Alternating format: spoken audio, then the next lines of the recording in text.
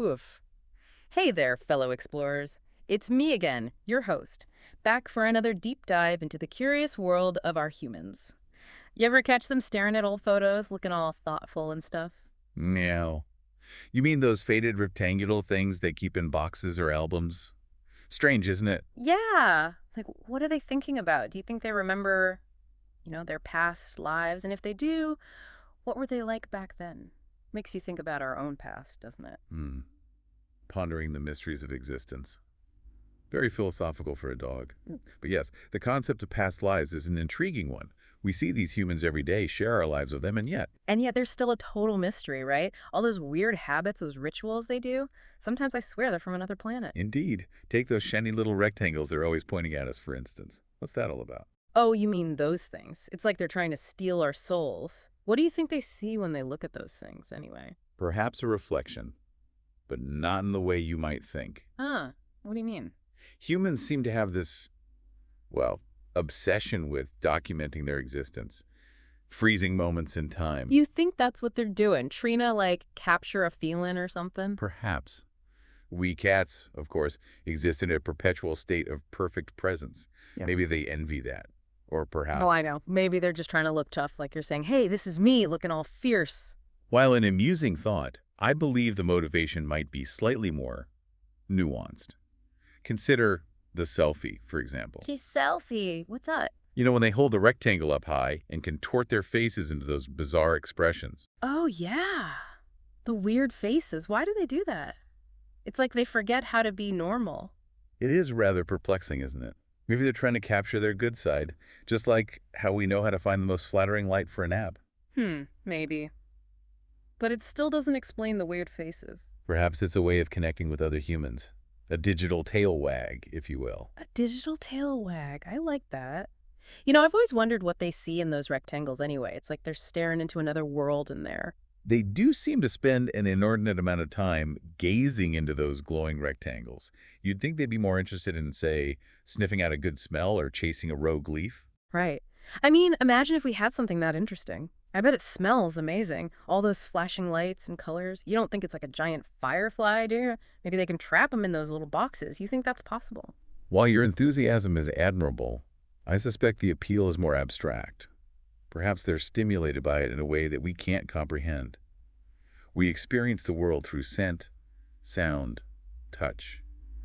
Maybe for them, those glowing rectangles offer a similar sensory overload, a window into another dimension of experience. Another dimension, huh? Maybe that's where they go when they're staring at those screens all zoned out and stuff. Like they completely forget we're even here. And you know what else? Sometimes I swear, it's like they totally forget we even exist. You feel unseen. Tell me about it. I could be lounging right on top of their keyboard, the one they use to control that glowing rectangle. Oh, yeah. I've seen you do that. And they'll just keep on typing away like I'm not even there. Baffling, isn't it? It's like those screens just suck them right in, and they forget all about the real world, Tails wagging, soft fur to pet. Nope, they're too busy with their glowing rectangles. Oblivious.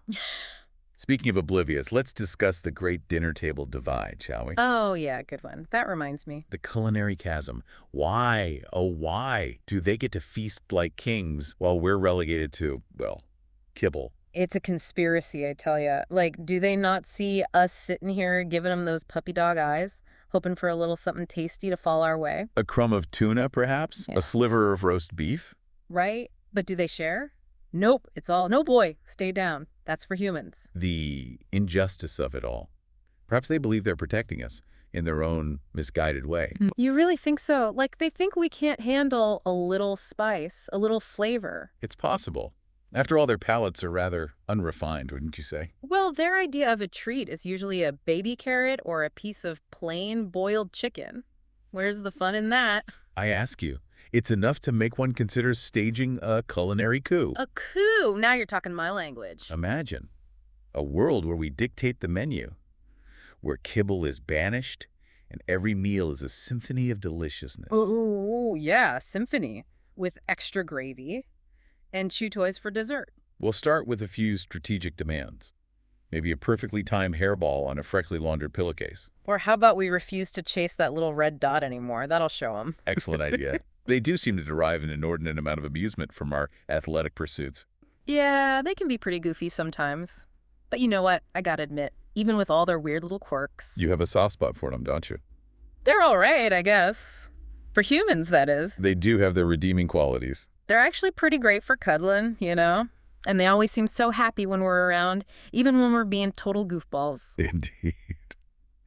They shower us with affection, Ow. toys, even those ridiculous costumes they seem to enjoy so much. Oh, man, don't even get me started on the costumes. Like, why do they think we want to wear that stuff? A mystery for the ages, my friend.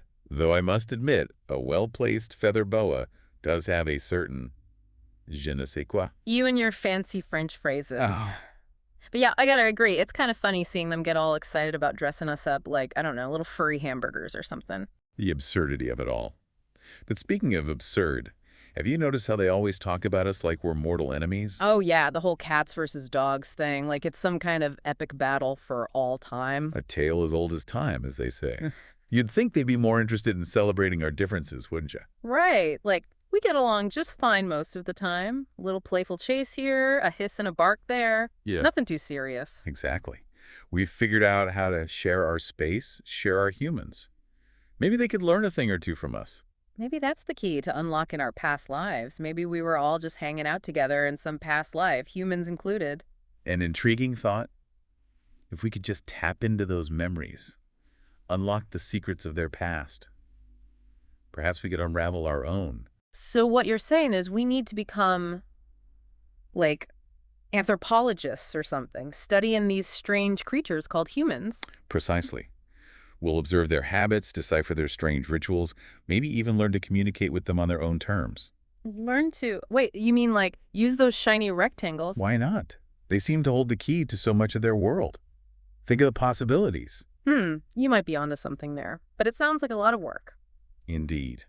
All this pondering has left me quite fatigued. Perhaps a nap and a sunbeam is in order. You know it. Napping and thinking. That's the life, right? Well, folks, that's all the time we have for today's deep dive. Until next time, keep on exploring those mysteries. And remember, woof.